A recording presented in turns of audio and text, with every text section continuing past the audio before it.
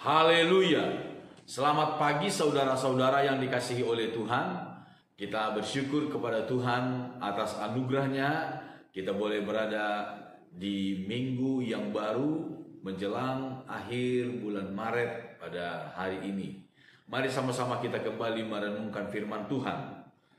Masih dari kitab 1 Raja-Raja, kita melihat hari ini dari kitab 1 Raja-Raja pasal 18.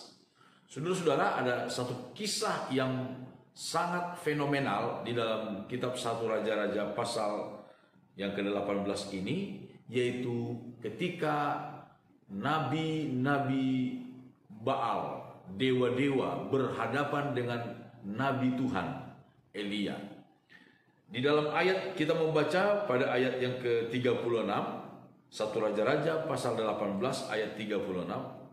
Kemudian pada waktu mempersembahkan korban petang, tampillah Nabi Elia dan berkata, "Ya Tuhan Allah Abraham, Ishak dan Israel, pada hari ini biarlah diketahui orang bahwa Engkaulah Allah di tengah-tengah Israel, dan bahwa aku ini hambamu, dan bahwa atas firman-Mu lah aku melakukan segala perkara ini.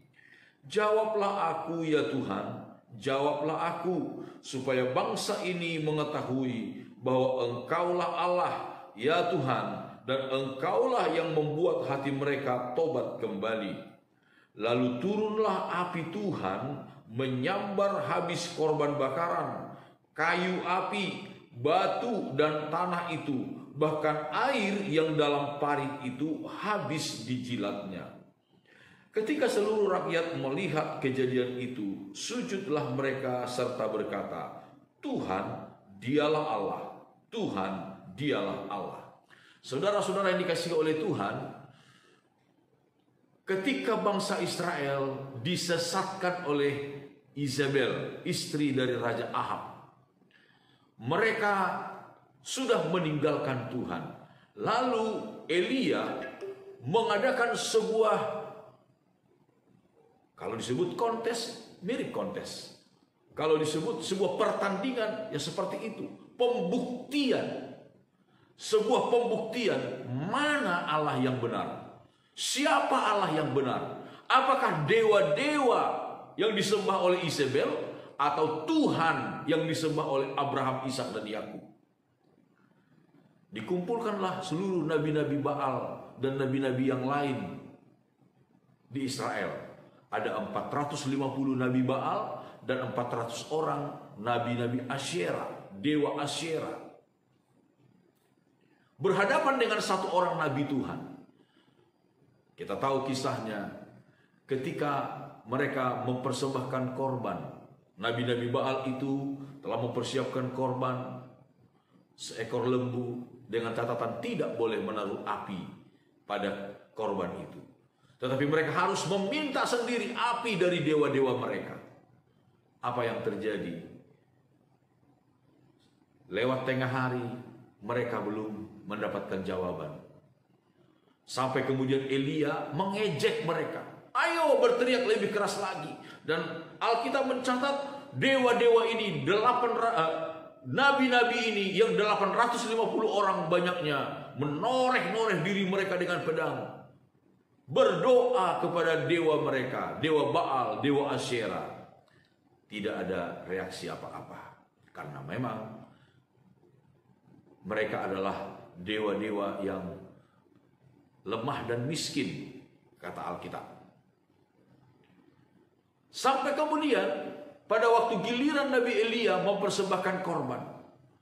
Ketika korban telah disusun di atas mezbah, lalu kemudian tidak cukup hanya seperti itu, malah Elia menyuruh menyiram lagi dengan air korban itu. Dibuat parit sekelilingnya dan air penuh pada parit itu. Dan Elia berdoa kepada Tuhan. Kiranya Tuhan menunjukkan kuasanya supaya semua orang mengerti mana Allah yang benar. Supaya orang Israel kembali tobat kepada Tuhan. Hati mereka yang selama ini sudah dibutakan, dipikat oleh Izabel kepada dewa-dewa kejijikan yang ada di tanah Kanaan, dewa Baal, dewa Asyera, dan dewa yang lain-lain. Mereka boleh kembali kepada Tuhan. Apa yang terjadi? Kata firman Tuhan, begitu Elia selesai berdoa, turunlah api dari langit, membakar korban yang dipersembahkan oleh Nabi Elia. Bahkan juga menghabiskan semua air yang ada di situ. Luar biasa. Luar biasa. Sehingga dengan spontan, seluruh orang Israel yang hadir menyaksikan hal itu, mereka berkata, Tuhan, Jehovah, Yahweh, dialah Allah yang benar. Tuhan, Jehovah, Yahweh, dialah Allah yang benar. Saudara-saudara dikasih oleh Tuhan, kita bersyukur kita memiliki Allah yang benar. Satu-satunya Allah yang benar ialah Tuhan. Tuhan Yesus Kristus. Di luar itu tidak ada Allah. Di luar itu adalah roh-roh yang lemah dan miskin, kata Alkitab.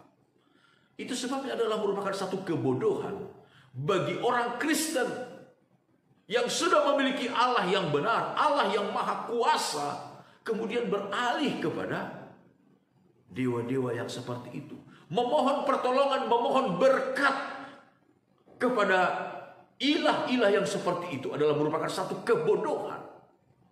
Karena kita di dalam Tuhan Yesus Kristus memiliki Allah yang maha kuasa. Saudara-saudara yang dikasihi oleh Tuhan, percayalah kepada Tuhan. Kuasa Tuhan mengatasi segala kuasa apapun yang ada di dalam dunia ini. Kuasa Tuhan sanggup untuk melindungi saya dan saudara. Sanggup untuk memberkati kita. Kuasa Tuhan sanggup membuat menjadi kaya. Kuasa Tuhan juga sanggup untuk membuat miskin. Kuasa Tuhan sanggup untuk membuat orang menjadi mulia. Kuasa Tuhan juga sanggup untuk membuat orang menjadi hina dina. Itu sebabnya percayalah kepada Tuhan, taatlah kepada Tuhan, setialah kepada Tuhan senantiasa. Amin. Tuhan Yesus memberkati kita. Mari sama-sama kita berdoa. Bapa kami dalam sorga, segala pujian syukur kami naikkan kepadamu. Terima kasih banyak atas segala berkat dan kemurahan-Mu dalam hidup kami. Sepanjang hari ini Tuhan, mari Engkau sertai kami, Engkau tuntun kami, Engkau lindungi kami dalam kuasa dan kasih sayang-Mu yang besar. Berikan kami keselamatan, berikan kami kemujuran di sepanjang hari ini. Di dalam nama Tuhan Yesus Kristus. Haleluya. Amin. Selamat pagi saudara-saudara. Immanuel.